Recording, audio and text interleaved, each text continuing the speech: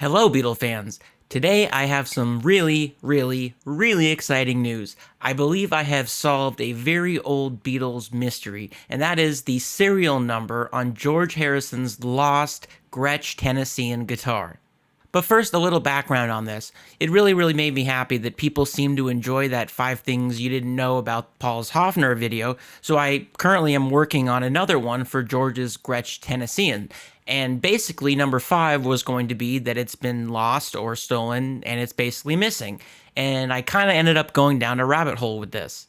Unfortunately, it's hard to track this particular guitar because no information about it in terms of its serial number actually exists. And I'm going to quote Andy Babiak here in his book, Beatles Gear. This is what he says. He says, "The guitar was most likely manufactured in 1963, possibly 1962, but it's impossible to tell for sure as no documentation exists." So that's what it says in my copy of Beatles Gear. So, through many years of detective work, I can finally say I can shed some light on this mystery. Now, when I discovered this, I figured it was going to be way too big of a thing to just do as number 5 at the end of a video. So, I wanted to do a reveal like this. And I'm not going to put too much production effort into this because I really feel like the information is the most important part. So hop along for the ride and let me show you how I found the serial number for George Harrison's missing Gretsch Tennessean guitar. This journey starts almost 20 years ago for me, back in 2006. I was actually doing research for a Beatles guitar website that I wanted to build, and while browsing vintage guitars, I noticed that these Gretsch Tennesseans from the era have the serial number stamped on top of the headstock, and literally on top of the headstock, not on the backside like a Gibson or something, it's actually on the top. So I thought, what if in some perfect scenario with the perfect lighting and the perfect angle and the flash went off at the perfect time, what if somebody captured the serial number in a photograph of the headstock?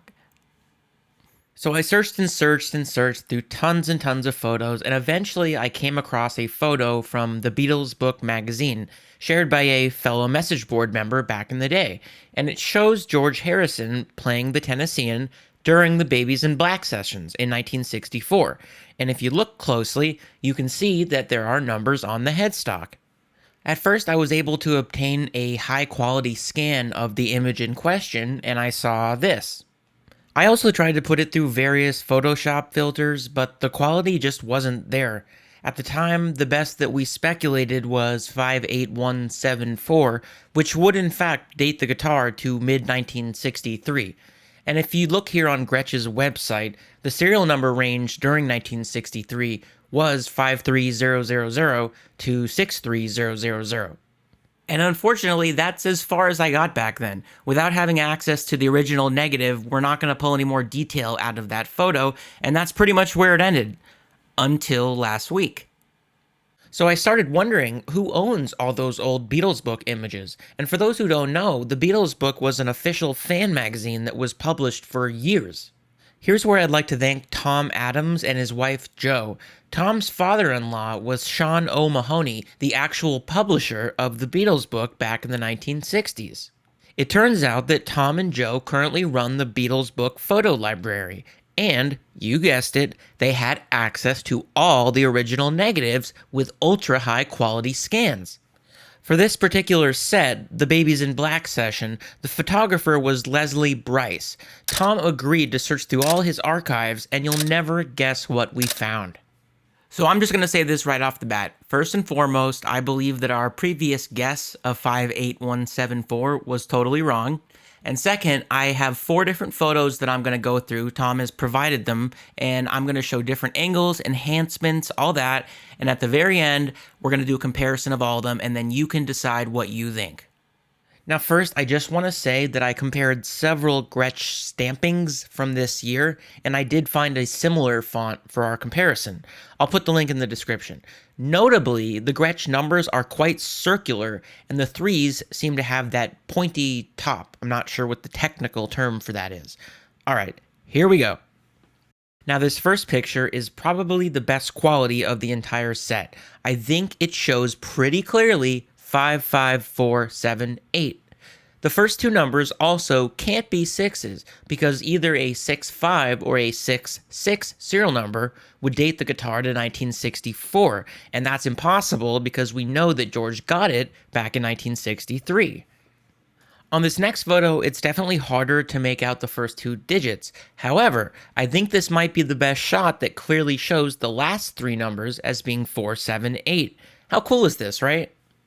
Here's a third shot, and this is actually the one that started it all. This is the close-up of the first photograph in the beginning of this video. Again, I think it's clear as day, 5, 5, 4, 7, 8. And here's the last shot that we could find that shows the serial number in any detail at all. It's definitely the roughest example, but again, I think I can clearly see 547 as the middle numbers. So let's compare everything. Here they are side by side. Honestly, there's really not much I can say here. I'm going to leave it up to you to make the final judgment, but at this point, I'm fairly confident in saying that the serial number of this guitar was 55478 based on the evidence that I currently have available. So if anybody has access to more photos, though, let me know.